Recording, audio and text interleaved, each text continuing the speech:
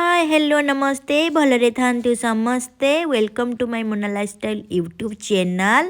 तो ठंडा दिन में बेसर तरकारी केमिति कौन लगे आपण मानू कहे मत तो बहुत बढ़िया लगे जानीपे।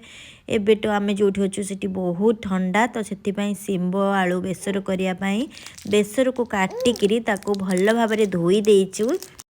तो सांग मैंने देखिपे सिंब टी मु परिष्कार भाव में धोई सारे ठीक से बोली सिंब धोला बेले आलू टी भी मुझे परिष्कार करके धोईदेली देखिपे सिंब आलू आमर परिष्कार भाव में धुआ होगी रहीगला। तो चलतु नेक्स्ट आमर कौन कौन हो तो देखु तापरे मुझे कौन कली ना मो पाखे जो बड़ी थिला मुझे तेल रे टिके फ्राए करदेली बड़ी पकेले तो आहरी तार मजा अलग आसे। तो देखिपे तेल पकई सारापर मुझे जीरा गोटा जीरा पकेली ये बेसर माने आमर रसुण आउ सोरिष टमाटो बाटण देती आउ सुखिला लंका भी दीटा मुझे।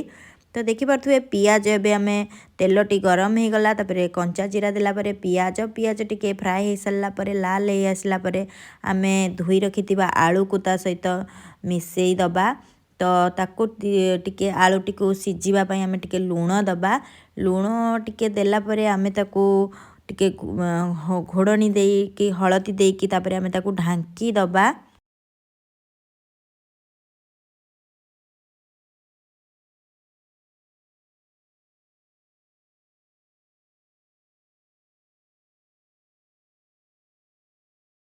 सिझापी आम ताकू घोड़नी दे ढांकी दबा।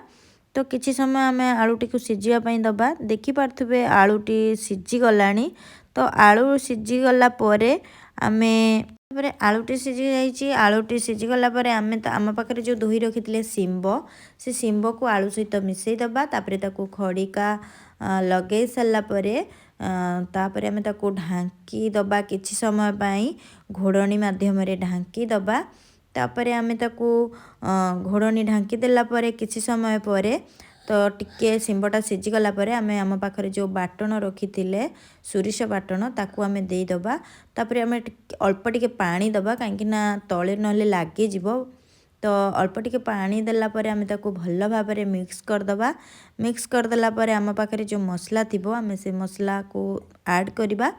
तो टमाटो कंचा टमाटो टिके काटिकी देबा बेसी समय सिझा को दबानी भल लगे। तापर आम भाजी रखि बड़ी टी मिक्स करदबा।